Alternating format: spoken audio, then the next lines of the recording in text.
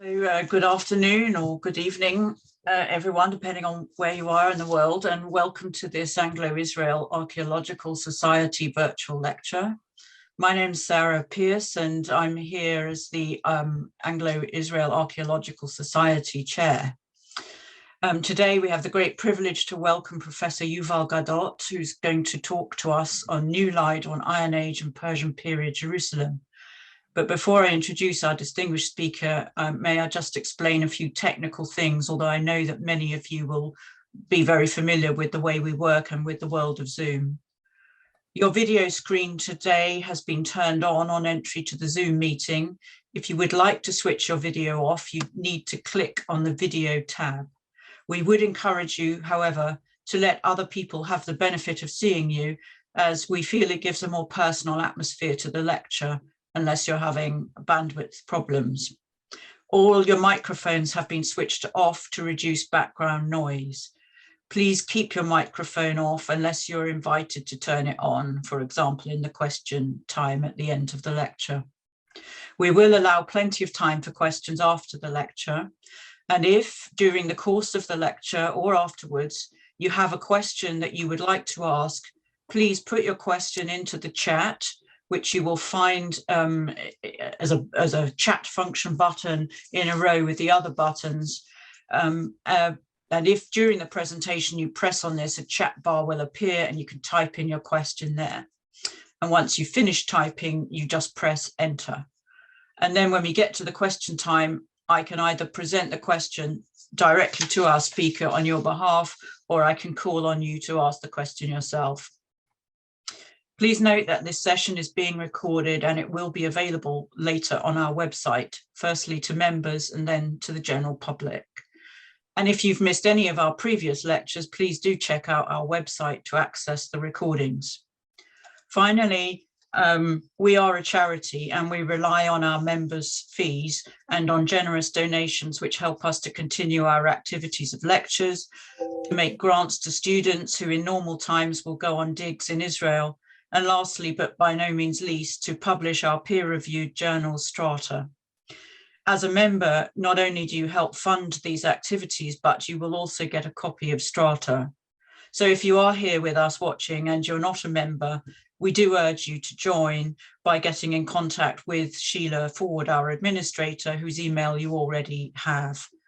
The cost, we can assure you, is very reasonable. And so now to introduce our speaker for this evening. Professor Yuval Gadot is the head of the Jacob M. Alkow Department of Archaeology and Ancient Near Eastern Cultures at Tel-Aviv University. He has been the field director of the Tel-Aviv and Heidelberg Universities joint expedition at Ramat Rahel. And since 2013, he has been the director of the Tel-Aviv University excavations at the city of David and co-director of the Lautenschläger Azekah expedition. His research in Jerusalem includes excavations of the ancient core, together with interdisciplinary study of the rural landscape surrounding the city. Yuval Gadot obtained his PhD entitled Continuity and Change: The Transition Between the Late Bronze Age and the Iron Age in Israel, Central Coastal Plain, in 2004 from Tel-Aviv University. The work included the first full publication of the excavations at Tel-Aviv and a regional study of trends in the material culture as understood in relation to historical events. His prolific body of publications include Ramat Rahel 3, final publication of Yochanan Aharoni's Excavations at Ramat Rahel, published in 2016, the Bronze Age Cemetery at Ara, published in 2014, and more recently, Ramat Rahel 6, the renewed excavations by the Tel-Aviv Heidelberg expedition, the Babylonian Persian pit, which was published in 2021. And he is also the co-editor of the recent volume, Rethinking Israel, an edited volume published in honor of Professor Israel Finkelstein. And so it's our great pleasure to invite our distinguished speaker to give us his lecture, New Light on Iron Age and Persian Period Jerusalem. Thank you. Thank you very, very much. I'm really honored and I'm excited for this opportunity to speak with people all around the world. if there's something good about the corona, it's this kind of opportunities. So yes, and good evening, and I was happy to see names and faces of people that I know. So there's a chance to say hello to everyone. And I will be taking you through, mostly through my excavations together with Iftach Shalev at the Givati parking lot excavations, but not only. I will start a little bit like in a bigger picture, and then I'll slowly narrow down my lecture towards the story of Givati parking lot.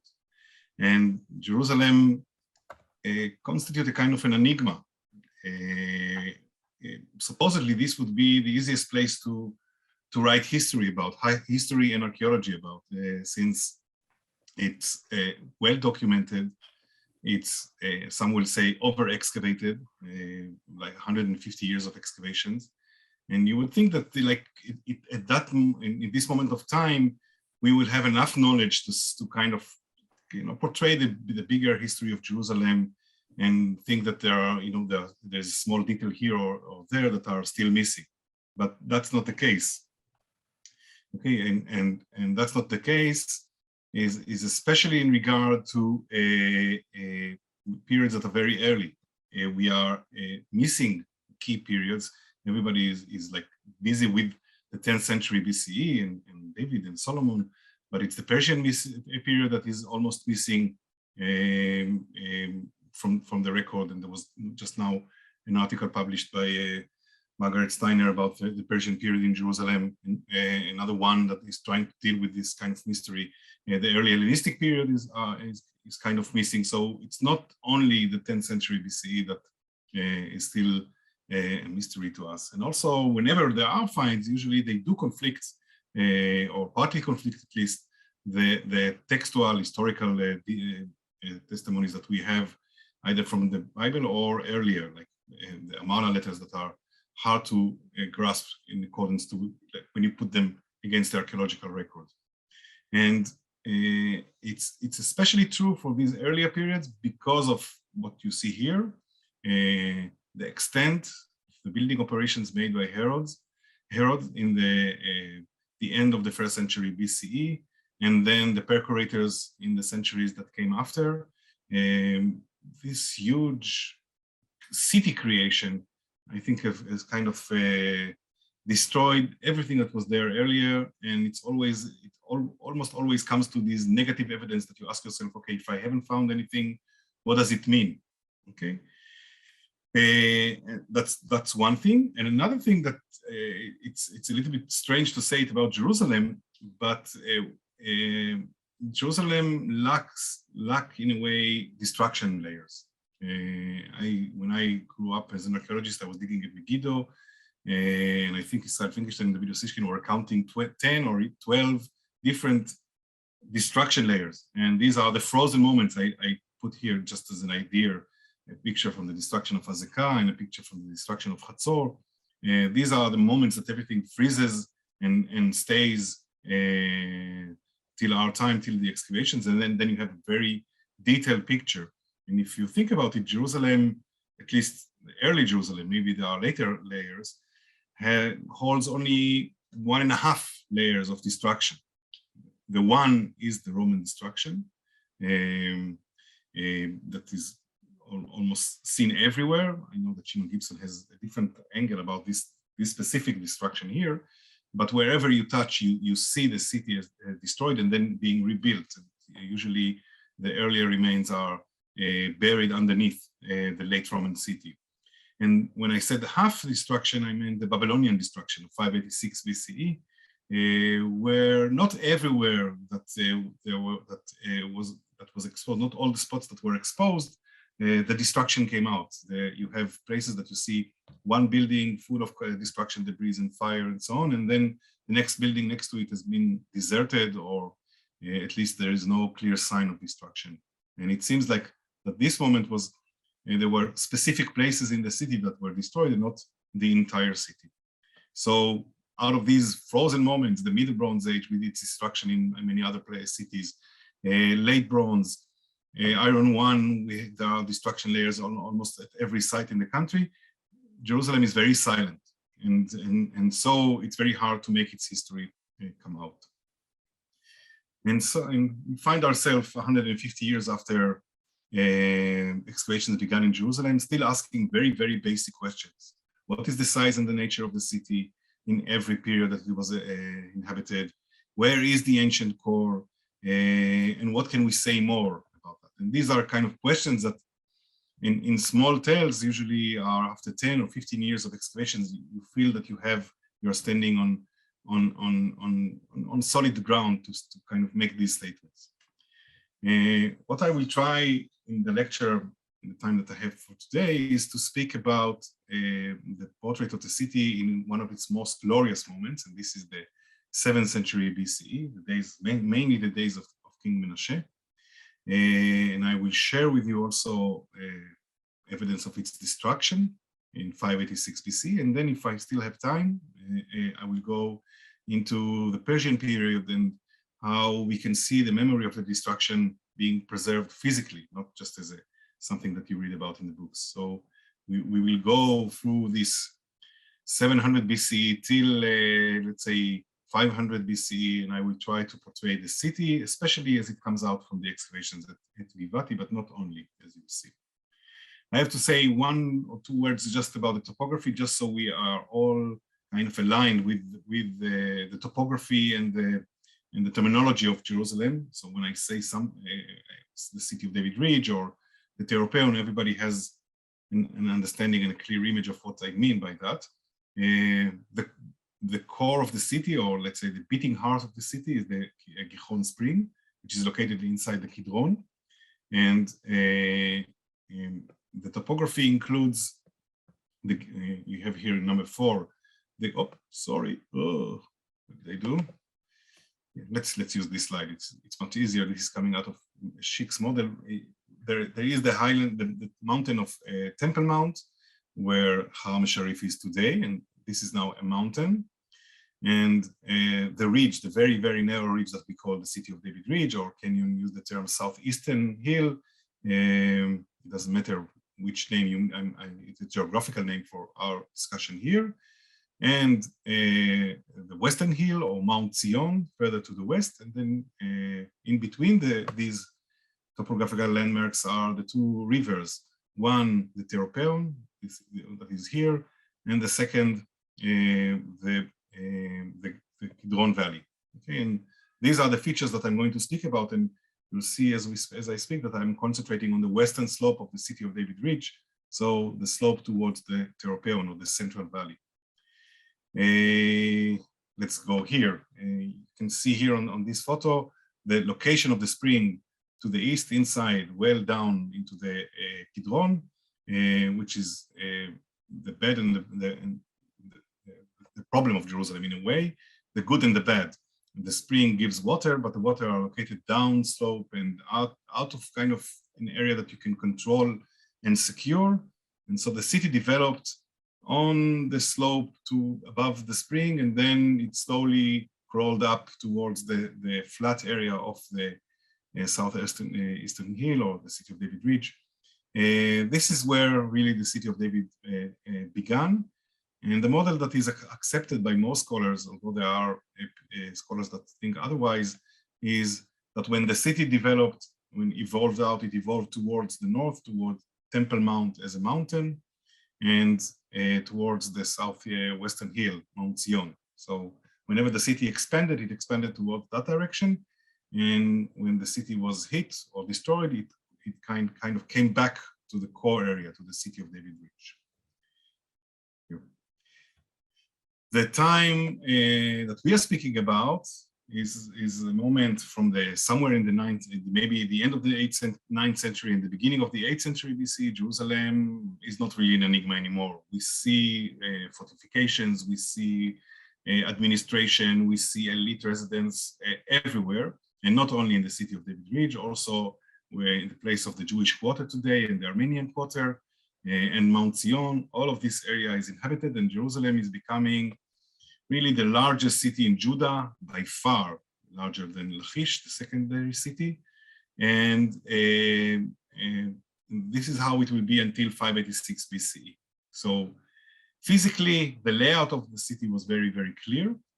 I think there are two things that are being added. One I will just mention in one or two slides. The others I'll talk more.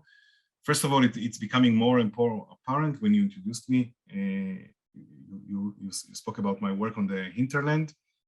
So the hinterland of Jerusalem is coming out from scores of salvage excavations being conducted by the Israeli Antiquity Authority.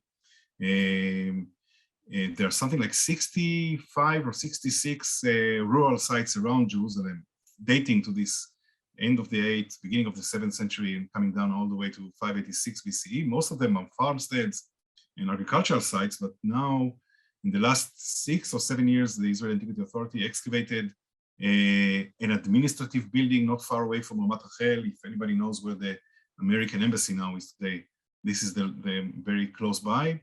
And it was published kind of on the press, and an amazing site. It's the governor residency, the UN governor residency that was the British governor over Palestine, Israel until 1948, was just outside on a perfect location overlooking the hill of Jerusalem.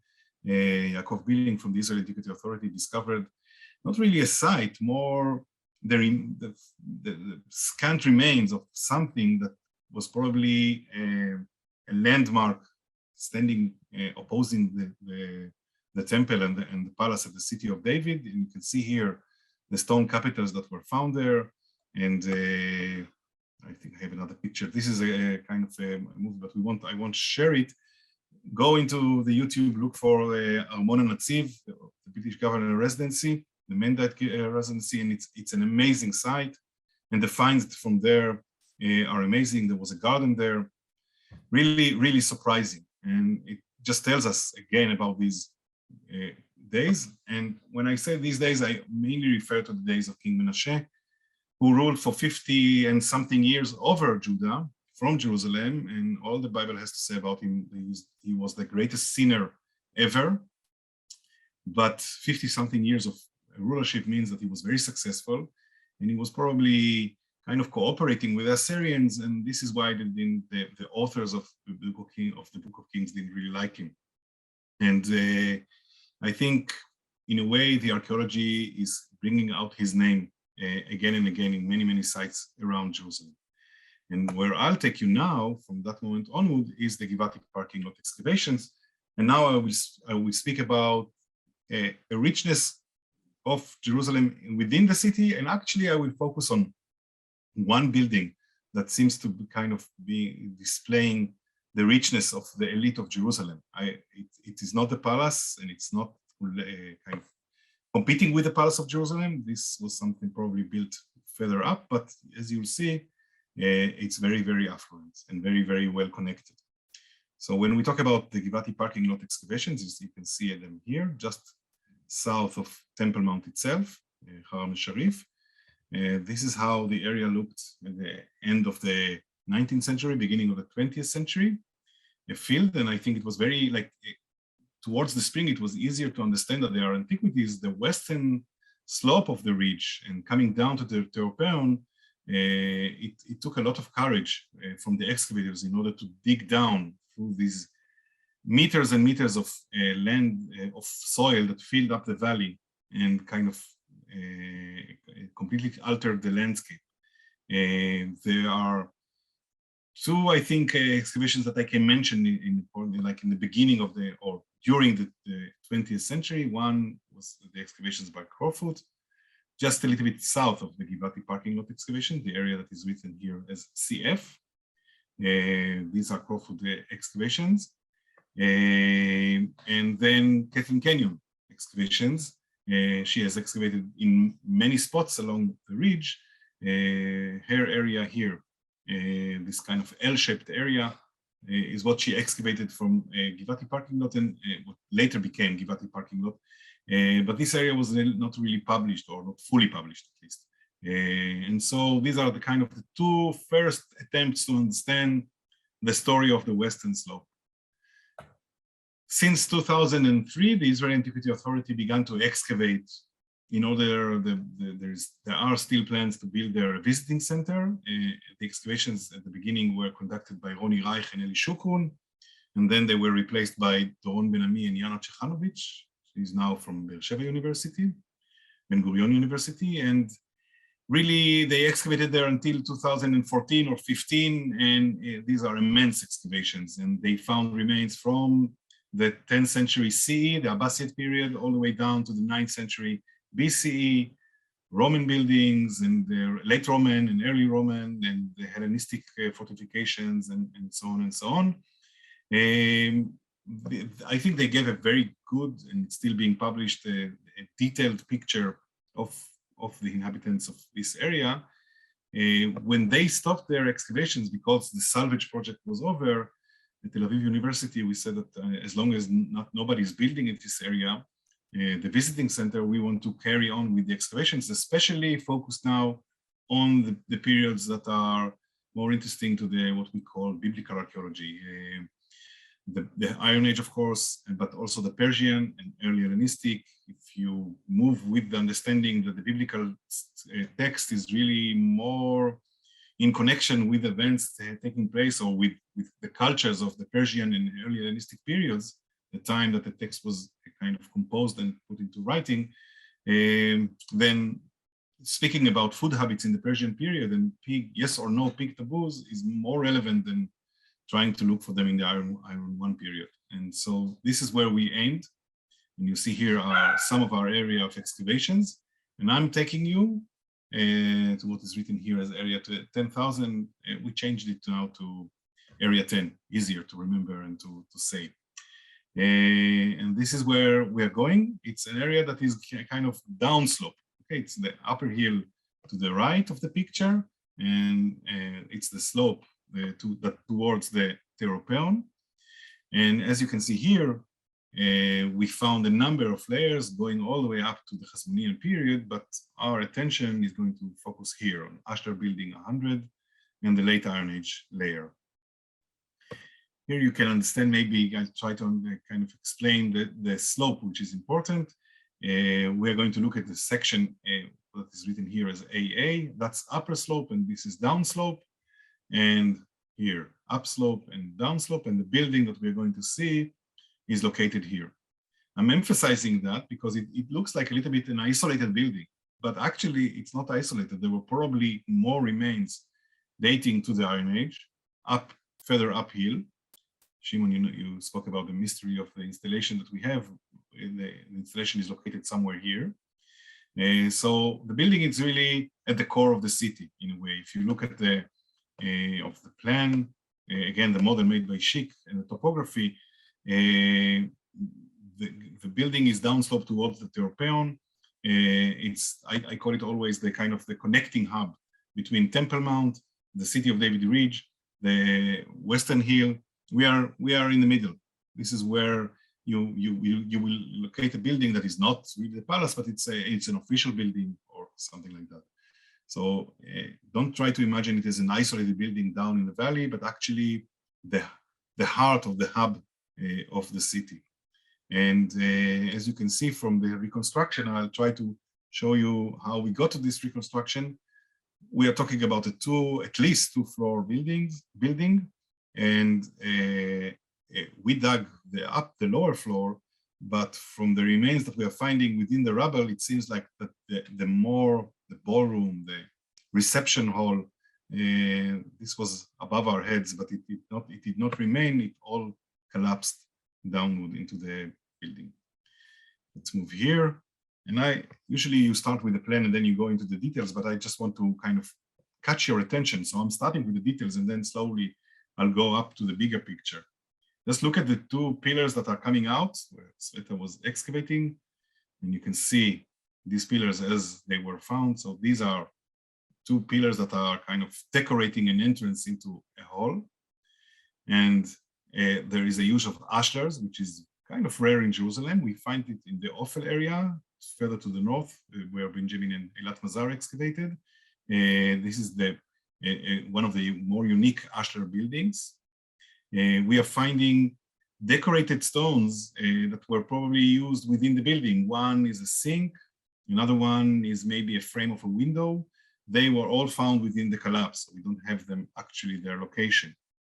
And many pieces of burnt wood, which seems to connect into a beam, like you see here. And the beams were probably holding the floor. And I'll get back to this floor. This amazing plaster-made floor. I'll get back to it, but you can see it here, how it's laid within the destruction. It's not a flat floor, it fell down from above. And this was the first sign that we're talking about a building that had more than 2 stories. Now you can look at the plan itself. Of course, we haven't excavated the entire building yet. And I don't know how much of it more of it remained, but we definitely have 3 rooms lying in an area that was flattened intentionally for the building. So the rock slopes down, but they flattened the rock, created a nice step or a tread, and built the building, constructed the building on that tread. Let's move forward a little bit. You see here in room C, we excavated the destruction, the Babylonian destruction, and we are finding a lot of pieces of wood. This is now under examination. It will be a PhD written by one of our students at the university. And these, unlike the beams before, these looks maybe like furnitures or things that were frames, things that were made of wood within the room that were burned down. So it's still open. We kind of try to preserve the wood and take it out, and hopefully we'll be able to recognize if there were furnitures. Wooden furnitures were found by Shiloh in his excavations in Area G. So it's not a surprise that there are furnitures made of wood in Jerusalem, and they preserve probably because of the destruction. The wood came together, pieces of wood came together with a group of storage, and you can see here the rosette stamp impression. And this is very typical for 586 BCE at Jerusalem. This guy kind of gave us a very secure date for the destruction.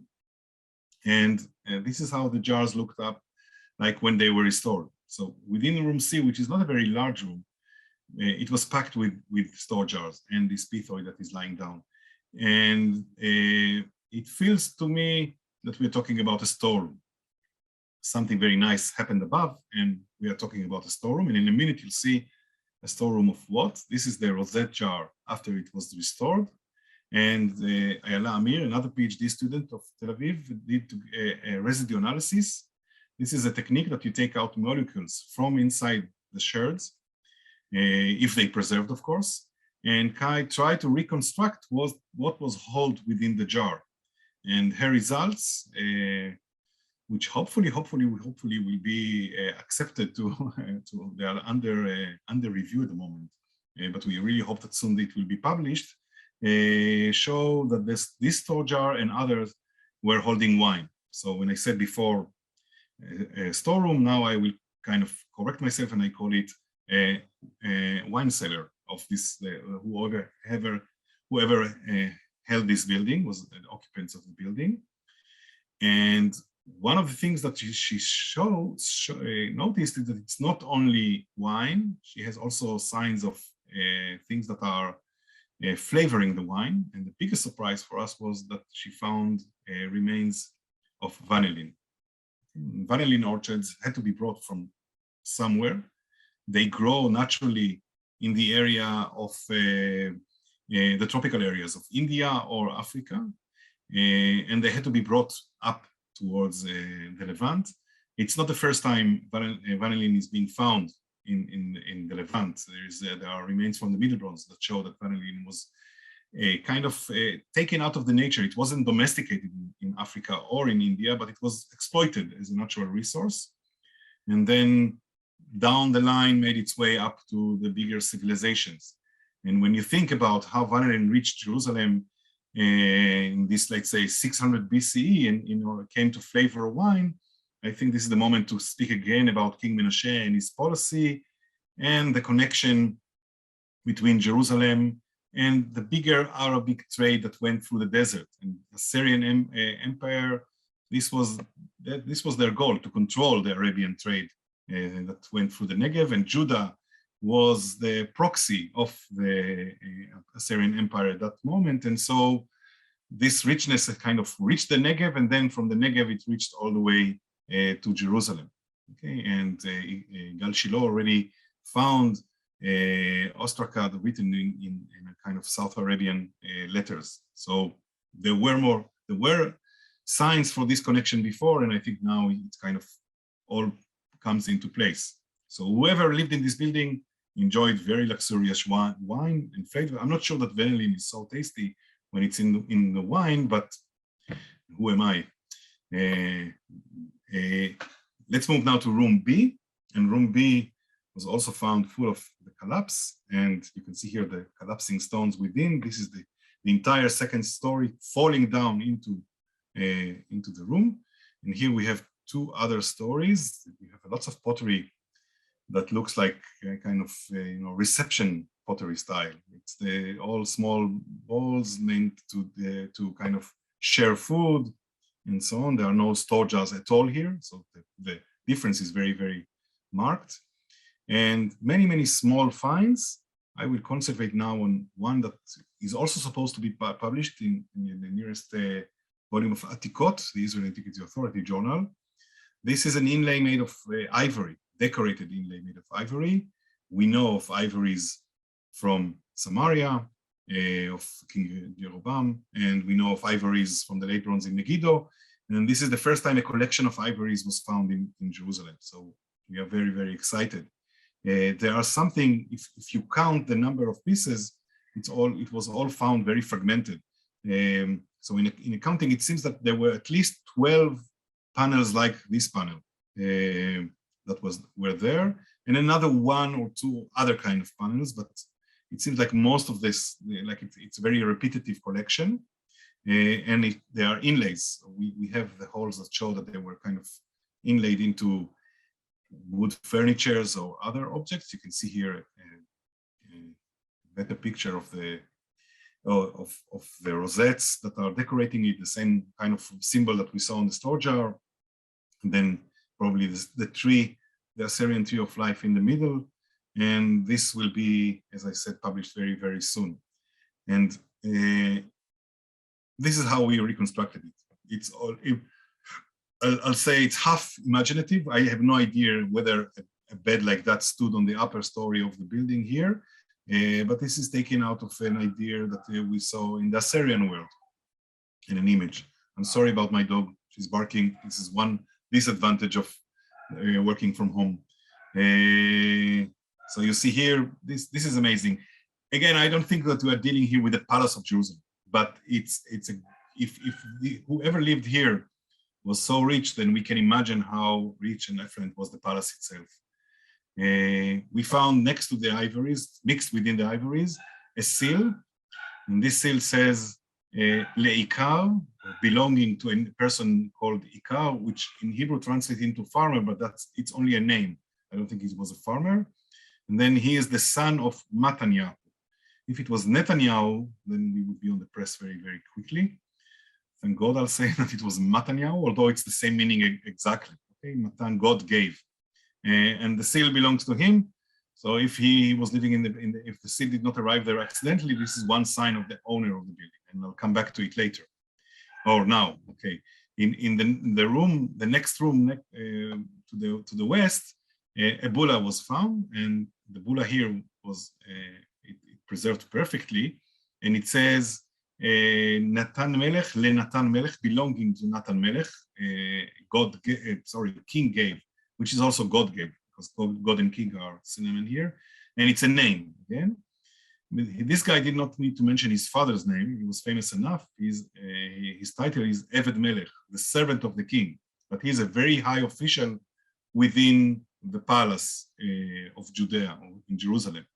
And Natan Melech Hasaris, the servant, is mentioned also in the Book of Kings. So either it's the same person, or there were two persons like that holding a very similar title. This remains open. The seal may be telling us about who is living here. The bulla had to come to the building, so it was sent from somewhere else. It's a very local clay, so it's not sent from far away.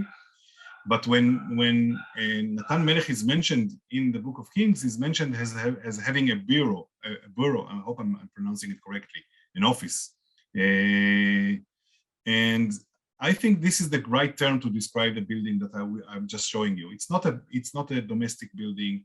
We don't see there cooking, and we don't see there any industrial activities. It looks like an office of a very important person who has receptions and so on. And I think this will be the right term to describe this kind of building. Again, not necessarily of Natan Melech specifically. Here, so this brought us to room A. I think we are about to finish this part. Let's skip that because I think I'm running a little bit out of time. I'll go, and this is the destruction that we are studying now. And that's the floor that I mentioned before. These are pieces of the floor. Ignore these drills that the rounded drills that we made into the floor. We were testing to see whether the floor got caught fire in a high enough temperature in order to record the magnetic north of the Earth. When the temperatures reach up above 900 degrees or 800 degrees, everything becomes fluids, and then magnetic particles align with the current magnetic north of the magnetic pole of the Earth, and which changes all the time.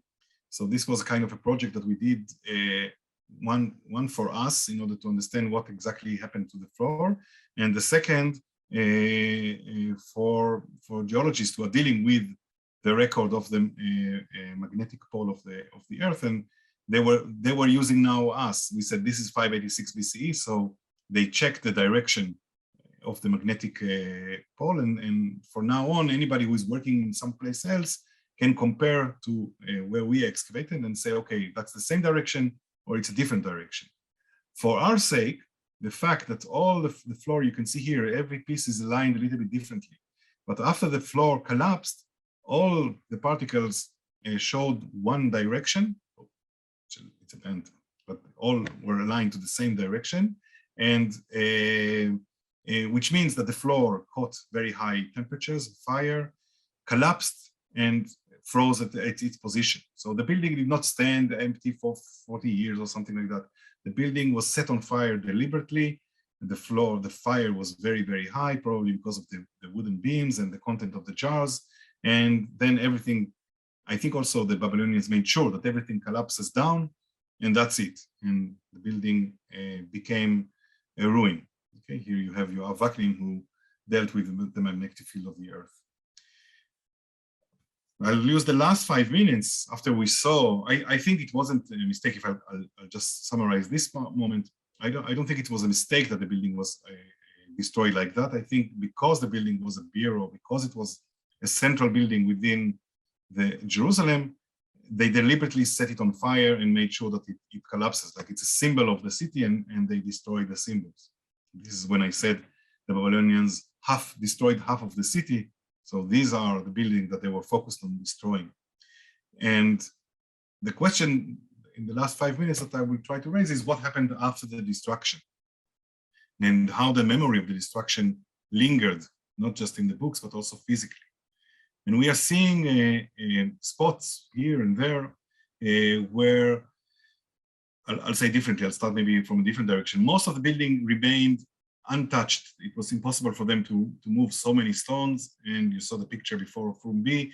They simply left it as is.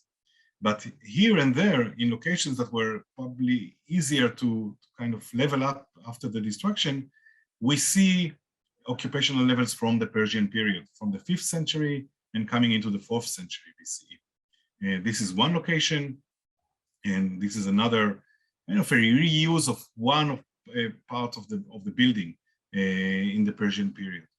And it's a phenomenon that repeats itself. Also, Alon Gadot, who published Gal Shiloh's excavations, speak about an Ashlar building in the eastern slope that was destroyed in 586 and then partly been reused. When you look at this image, you think of squatters, you think of refugees living within the destruction with no other option. But actually, when we examine their material culture, these people don't look so poor. We have Abbas Psiarich, who is working now, Dr. Abbas Psiarich. Her PhD was about the food habits of Jerusalem, and she recognized many hundreds of fish bones in these Persian period layers. So these people were eating fish, and fish was coming from the coast into Jerusalem and also from other sources. So that's one thing that doesn't look like refugees. Another thing that will also be soon published, and I saw Lee here, I think, I saw your name. We are publishing it with Lee Rees, who is writing a PhD about these vessels. This is a Bess vessel, kind of a root god, and in order for protection or something like that. These are very typical to the coast. You can see here a better image of but you understand that it's a pottery vessel with a human face. We are not far away from Temple Mount. It's a bit of a surprise to find something like that. And we always thought of it before when we found it, we said, okay, maybe it's an import from the coast, very rare, but still an import. But actually, a petrographical analysis that was made to the vessel shows that the clay is local. So somewhere in Jerusalem, somebody was producing clay vessels with this kind of Bess faces. Not everybody liked them because they're not very common. And this is dating to the end of the 6th or beginning of the 5th century BCE by its style. So when you think about these people that are living here, and you understand, you can see here the destruction and where the scale, the stick of the scale is located, that's where the Bess vessel was found. You realize that for them, the destruction, they are living there 100, 150, 200 years after the destruction. The destruction wasn't just something that they read about in the book every 9th of Av or something like that. This was very physical in their day. They came out of the building, very scant building that they were, and they saw a ruined building. They were living within a ruined city. And it almost feels like a choice when you see their material culture on the one hand and the way they live on the other. It feels like almost a choice to kind of preserve the glorious city that was and its destruction. It's a very bitter destruction. And I feel like if you imagine simply how the mechanism of memory goes, you come up, you have a child, and you say to him or to her, this is the glorious Jerusalem of the days of Solomon. It doesn't matter who historically they were relating to. And it makes it easier to understand why this destruction was never really forgotten. And you have here the night tour, a reconstruction of the night tour of Nehemiah, walking along the destroyed city.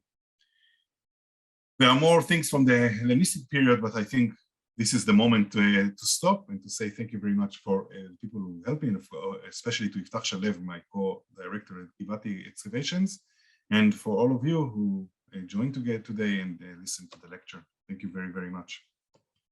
And I hope I wasn't going too fast. No, I'm sure we would be glad to hear a great deal more from you. Thank you so much. Absolutely fascinating lecture.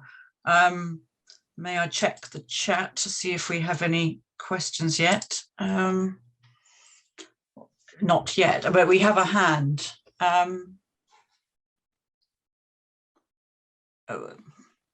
Did I see someone with a raised hand? Sheila? It's gone. Oh, it's gone. Okay. No, he's put his hand on. So could I invite questions, please, from our audience? Chandler Collins has raised his hand. Would you like to give your question yourself? Sure, thank you. Thank you so much for this discussion of the amazing finds in Givati. My question is, what do you think the presence of this building near the bottom of the Central Valley suggests about either the presence or the absence of a city wall on the east side of the city of David at this time? Okay. First of all, it's a tricky question. I'll try to be. I have my opinion, but I'll try to lay it out without imposing my opinion or immediately. I meant to say the west side. I'm sorry. Yeah, I understood. Yeah. At the time this building was standing, the the city was fortified, but it was fortified with a wall around Mount Zion and around where the Jewish quarter today and Armenian quarter. So it's the bigger city that is being fortified. There is an option to say, okay, that before the building was built and the slope was kind of built, all the buildings along the slope, that there was a fortification wall further up hill and to the east of where we're standing, but we're in the western slope. And only after this earlier fortification fell out of use, the city expanded and it became even redundant, if you wish.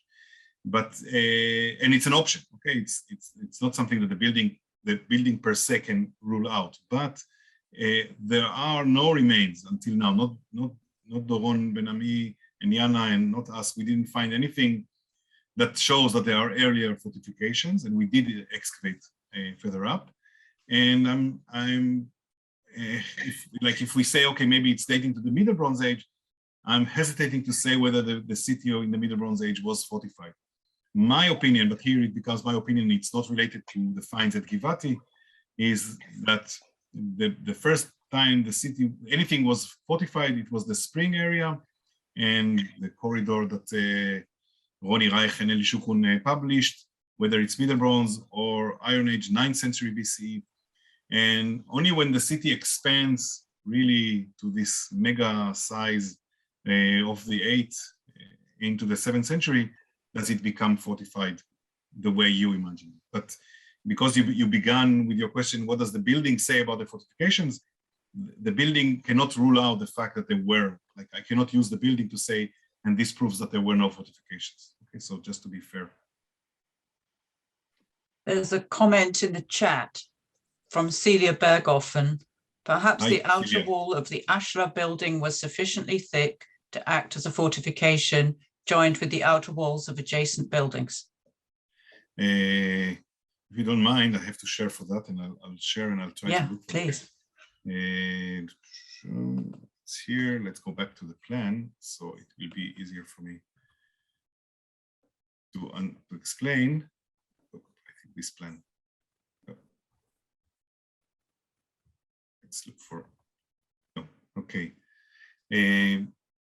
It can only be that wall, if I understand correctly, Celia, what you mean. And the thing is that at the moment it looks very isolated. So, but it's isolated because nobody was able to excavate further to the south and see, or further to the north and see. We are trying to excavate further to the north, so it might be an option to see in the future. Actually, to me, also with this kind of very slim continuation, it feels like we are talking about buildings, and I don't feel that we have their fortifications. If there's one thing that I learned in Jerusalem is never say never, especially not if you're recorded. Everything is possible. But you don't actually have the westernmost outer wall of this building, correct? And what I'm suggesting is that the outermost wall, the one that was over at the furthest into the valley, might have been thicker than the others. And if that part of the town was built up, then the back walls of the houses would have served as a kind of a wall. Okay. Yeah, but the problem, maybe I'll show we'll go back to Shik's model.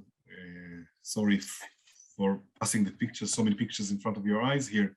The problem is that we are very isolated. So like if we were at Megiddo where we met, or places like that, then you can open a square to the left and open a square to the right and deal with the same with the question.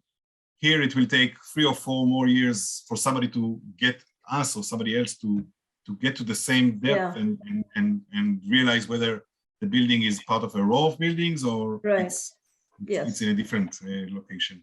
Yeah. And we are very, very deep into the Terpeon.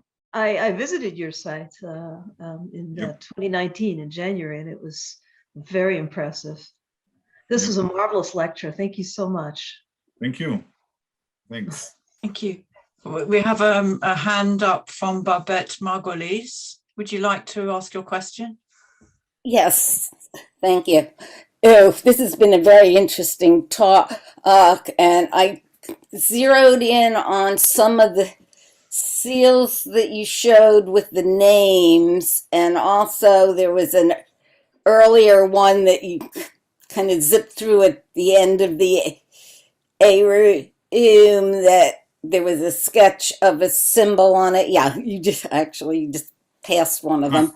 And I didn't see what it. I'm wondering is whether any of those either names or other symbols might have been found on any of the either columns or pieces of the buildings that you found, because I had been looking and wanted to kind of compare what I have on pictures from Persia. So although yours would be earlier than that, I'm thinking maybe some of those symbols that I'm seeing are very similar. And so I was trying to find out a little bit more about those. I'll go back to the ivory and I'll speak about the symbols. One thing that we noted, this is being published together with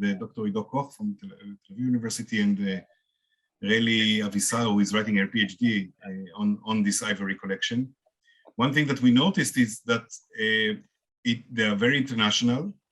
Like you can see these symbols in Samaria, and then you go to Assyria and you see this range of symbols there, but they're very selective. So they are adopting symbols from outside, but if you can now take that and compare it to the griffins that were found at Samaria and all other kind of mythical animals and so on, they are lacking.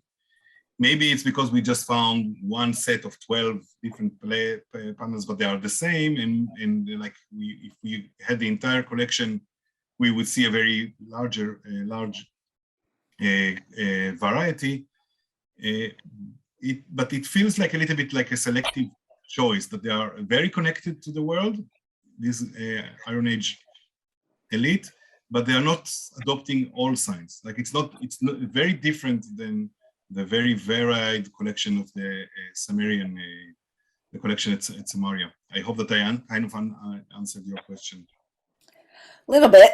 And I was trying to really hone in though on symbols, symbols that are most likely names, like you were showing those names on the seals that you found. Yeah. But they are written in Hebrew. They are the letters in Hebrew. Right. Yeah. Okay. Well, thank you. Thank you. So David Jacobson has a question. If you'd like to unmute yourself, David. Yes. Okay. Good evening, Yuval. I thought that was a very interesting talk, and of course, all you could do was to introduce aspects of what you've done. I appreciate there's a lot more that lies behind it. I was fascinated by your reference to the contact of Jerusalem with the wider world, both in the period of the late monarchy, with the South Arabian connection, the vanilla, for example, and how that got to Jerusalem. And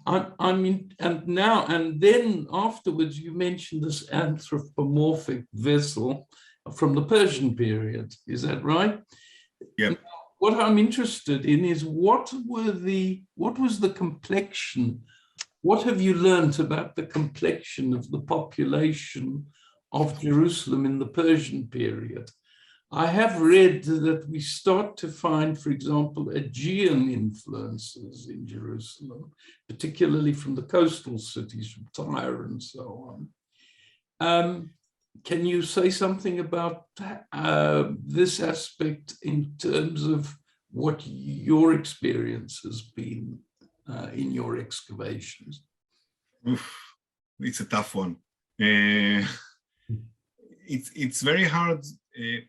First of all, we are very happy that because we're feeling that we have Persian remains in situ, which is very rare in Jerusalem. Usually it's a field here and things that were in a field there and so on. Here we, like I think together with along the Grotz Ashtar building on the other side, it's the first time that we are seeing things within context. And we don't have much to compare to. Along the Grotz published Yigal Shiloh's excavations in the 1970s. I'm not trying to criticize, the mode was very different. Nobody was studying fish bones, or at least not intensively or deliberately, like sifting in order to make sure that you have the entire collection. And so maybe there are things that are missing there because they were not noticed. And it leaves us like a little bit like an island.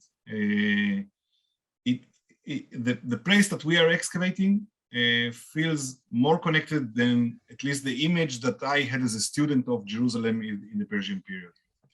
Does it show that all of Jerusalem was connected? And that's like what we found is the nature of that time, all other parts of the city.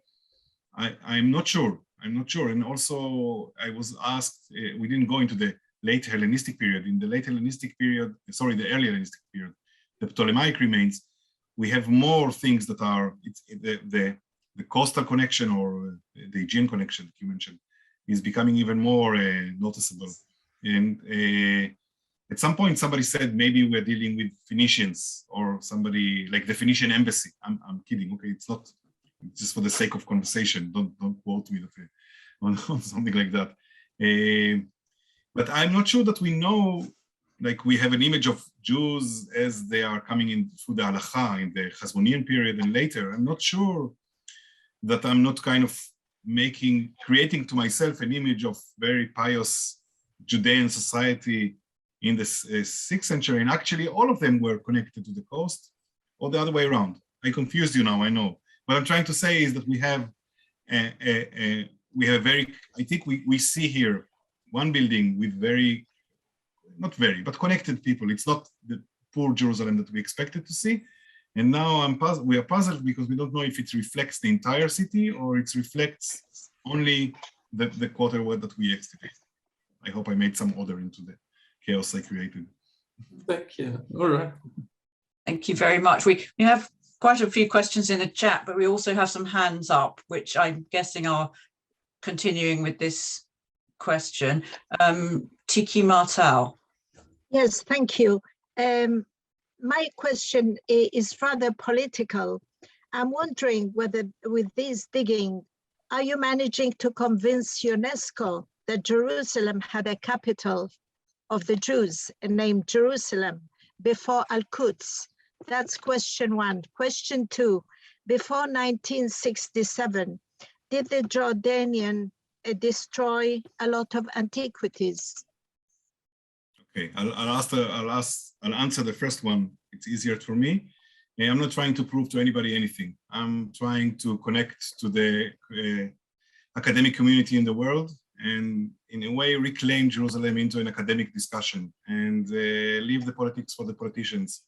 If I'll try to prove a point, I lose my credit as a professional archaeologist, and I don't want to do that. I grew up to be an archaeologist. I'm not trying to prove to the Israeli government anything or to the Palestinians authority. I think as long as I do that, then we can continue our discussion, knowing that I'm not trying to push an agenda of anybody. Okay, it doesn't make me, there's me, the professional, and there's me, Yuval Gadot, a citizen of Israel, with my political opinions, and probably it's influencing, but I'm trying to separate the two things, and I hope that we're successing in that. And regarding the Jordanians, I don't think they destroyed more than what the Israelis are sometimes destroying. I think that all governments are not respecting enough what I would see as the Acropolis of the ancient Near East. Okay, like if you go to Greece, you would not see their neighborhoods or buildings, and these buildings are being built there. You saw a picture of from the beginning of the 20th century. There were no buildings there, and since then everybody's building. The Jordanians, the Palestinians, the Israelis, everybody's building there. People are living there. It's their house. I'm not going to do anything about it, but I don't think that it should have been built over. It should have been stayed as just like you visit Megiddo. You see an archaeological site. this is me, the archaeologist again. Thank you. Roger Paris. Yes, just a comment about the size of the rooms. From your description of the building as being used as an office and reception areas, are the rooms a bit on the small side, or am I missing something? Definitely. But when I'm speaking about the reception area in all these areas, it's the upper floor that is missing. And it may have been in a very different layout than the lower floor. The 2 or 3 rooms that we excavated, it feels like they are more the storage or the wine cellar, as I called it, below the upper floor. Yeah, thanks. Thank you. And now we have Jeff Barnall, who also had a question in the chat, but let me pass over to you to ask your question in person, please. Okay, thank you. I really enjoyed your talk very much. Thank you. Parking lots sounds to me like an invitation to dig. So Givati was a fortunate situation and maybe a lucky accident. Are there adjacent lots now either built or not yet built that are promising? Would you like to extend the site? I mean, I've been there and I have no idea. It's amazing when you look at the early picture when nothing has been dug, and then you see what you've got now. We have to do it now before things grow even more, I think. Yeah. First of all, the Israeli Antiquity Authority are digging, and it's also very controversial. They're digging partly under some of the buildings there. Right.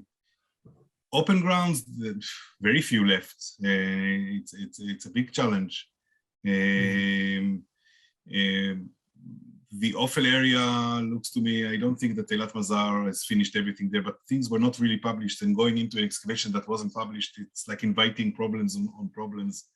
And actually, this is one thing that when I said here, never say never, we were feeling that Givati is exhausted, that there's nothing there to excavate. And when we came into the meeting, Shimon asked me about another area that we're digging within Givati for 2 years now, and we are still not solving the mystery that we have there.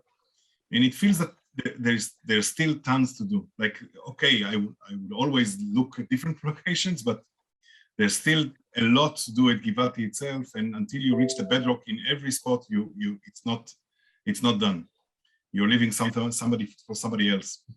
Right, but going down is one thing, and going to the side. We went up in the Givati slope from the area that I introduced and found earlier things than the building that I just showed you. So the puzzle it's 3-dimensional. Yeah, but I meant going down into the earth further and going laterally. Laterally, at the moment, at least, most of the city of David is built over, and so it means digging under buildings. As a university, I don't think that we'll do that. Thank you. Thank you.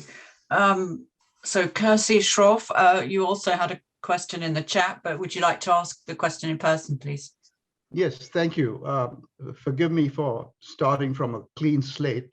Could you tell us the years of the Persian period and as to what has been found as developments during that period in Jerusalem? Persian period begins at 520, when Jerusalem, when the Persians inherit the Babylonian Empire, and historically it's until 333, when Alexander Mogdon takes over the Levant. Material culture, the numbers are always more vague. So when we talk about the Persian period, we're talking about end of the 6th into the 5th century and into the 4th century. And when we speak about remains, very few, although the biblical script describes a fortified city built by Nehemiah and so on, the remains are very few, and there are big arguments where exactly was the city located during those days. And with some saying that we're talking only about something very small centered around the temple, so that would be higher up in Temple Mount, Haram Sharif, and some that are thinking that the city is larger. And I think we just saw that it's a little bit larger. You cannot isolate it only to Temple Mount. It's bigger than that. Thank you. And we have two questions, which I think I can bring together. Firstly, from Phil Kaplan, can you comment on the small clay heads? Are they Phoenician? And then from Jeffrey Ben Natan, have any Judahite pillar figurines ever been found in Jerusalem? Yes, they go together. So no, they're not Phoenicians. And yes, there are hundreds of them that were found in Jerusalem. Joseph, where is he? This is his PhD. Hundreds, even thousands, I think you can almost say, from Kathleen Canyon's excavations and so on. So these are Judean pillar figurines of women and so on. About what they mean, I will leave Joseph to say that, his opinion. But they were found, and they were found in a time that the temple is definitely standing on Temple Mount, and we think that when we read the biblical text that it's a sin. I don't think anybody felt there that it's a sin when they are using this kind of human expressions or something like that in clay, expressions of humans in clay. And I think a really interesting, another really interesting question from Avi Mashiach. Can you explain a little bit more about the concluding remark, your concluding remark, on the preservation of the memory of the destruction in the Persian period of Jerusalem? Okay. I think that sometimes in archaeology we see things that are like they are very mundane, and then when you start to think about them, then you realize that there is more to it. It's an idea that came up the late Sharon Zuckerman from the Hebrew University. She was working at Hatzor, and she noticed that the Canaanite temple palace, let's go with her understanding, temple, was still standing above ground 400 years later after it was destroyed, and the city was all the time surrounding it. And then she said, what does it mean? Okay, if you see physically a ruined building, and from there it goes into the understanding that buildings don't end up their life the moment they are destroyed. They are physically there by mistake, or because functionally you cannot build over them, or because you don't want to build above them because they become kind of an icon. It doesn't matter what exactly was the process. The result is that you go there and you say, okay, you see that this is even if you don't remember correctly. Okay, if the people living in Hatzor in the 8th century BCE saw the building that was destroyed in 1200 BCE and said, you see this building, these are the building that our fathers, the Israelites, destroyed of King Yavin. I don't know if Yavin is an historical figure. I have no idea whether these were Israelites and these, but that's the story that they told themselves. I think that's what's important. And it came out from a physical appearance of the destruction. And I think that's what we have here, that they are living within the ruins, almost like a deliberate choice not to build the city, or not at least to build the entire city. And over and over again, they are seeing these things. And so when observing Jews are going today to the synagogue and reading about Tisha B'Av, it's a vague memory, but for them it wasn't vague. It was very physical. It was there, and I think this is what made it such a dramatic event. There are many other dramatic events that disappeared. We don't remember them anymore, but this is it. Okay, if I used London as an example, I'm not sure that everybody here is now in London, but let's think that we are in London. The ruins of the Blitz are an icon, and people are talking about them. So it's not something that your father told you that happened 70 years ago. It's something that you can still see here and there in the city. And Yuval, there's a comment on this question from Joseph Briefer. What you're saying reminds me of Rome, where he is. We're still surrounded by ruins, sometimes still living, worshipping, and so on within them. There's a factual question from Stephen Parkoff. Can you tell us the names on the two bullae that you showed? I think this is Eved HaMelech and Natan Melech. Okay, no, the first one is Leikar ben Mataniyahu. That was the seal, and then the bulla was Natan Melech, Eved Melech. Natan Melech, Eved Melech is his title. Is it usual to find inscriptions with the words Eved Melech? No. Inscriptions of titles are very rare, and most of them are coming from the market and not from excavations. Actually, there is a very similar bulla that was published by Robert Deutsch from the Mosaiev collection. But this is source is unknown, and our bulla was found in excavation, so it's definitely. And usually the name it has a name of a person and the name of his father. This is how you are known in the world, the son of. So a title is very rare. Thank you. Yuval, you have been incredibly generous in taking many questions from us in quick fire succession, following an absolutely marvelous lecture, which has left us with some very vivid images, both of the destruction period and of the early Persian period. This wonderful image of people living in these ruins, eating fish, and with their fascinating best-faced gods, and thinking hard about the site of the ruins in which they're living. And I think you've really whetted our appetite for a return visit, I hope, to talk about the Hellenistic period when you are free. But on behalf of the association, enormous thanks to you. Absolutely fabulous lecture. Thank you very, very much indeed. Okay. And next time in London. Yes, that would be lovely. And so it absolutely, and hope to see everyone else, well, in London or beaming down through Zoom at our next lecture, which is on Tuesday, the 15th of March at 5 p.m. Greenwich Mean Time. And it's by Philip Alexander of Manchester University. Did rabbis write down the Mishnah, orality and writing in the Jewish world in late antiquity? So look forward very much to that. But for now, enormous thanks again to you, Yuval, for an absolutely stunning lecture. Thank you. Thank you very much. Goodbye to you all. Thank you.